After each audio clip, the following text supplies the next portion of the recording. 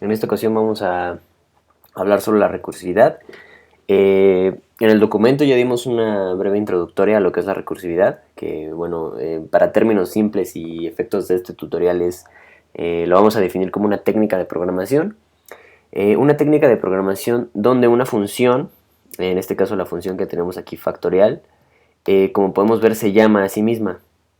Eh, Esto quiere decir que dentro del mismo cuerpo de la función se hace uso de esa función.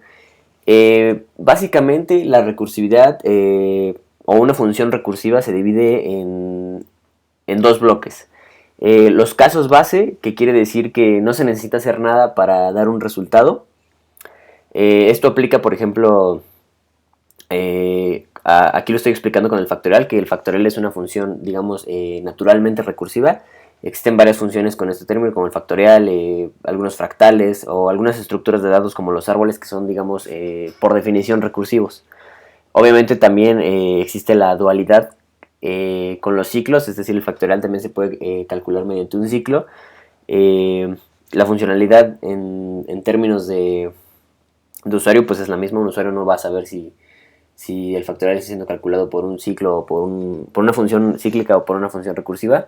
Sin embargo, pues en términos de programación sí es distinto. Entonces los casos base nos sirven para detener una función recursiva. Una función recursiva también de alguna manera es cíclica.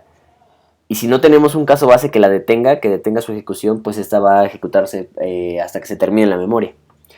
Y la otra parte de una función recursiva es la llamada a sí misma, pero con la variación de parámetros. Es decir, como podemos ver aquí cuando se vuelve a llamar a factorial, es n-1. La primera vez que yo la llamo en mi función principal, le estoy mandando n.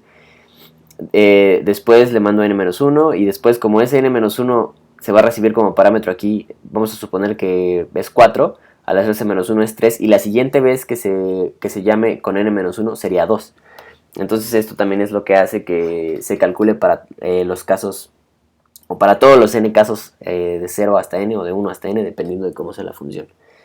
Si no se hace la variación de parámetros, pues de igual manera una función recursiva no sirve, o sea, no se obtendría el resultado esperado y pues tampoco se comportaría como nosotros esperemos.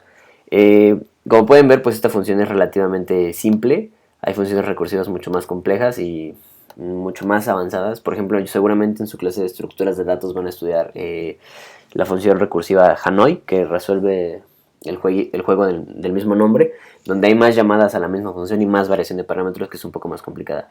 Pero bueno, espero que con esto les quede un poco claro qué es la recursividad y pues lo puedan aplicar en sus ejercicios de programación.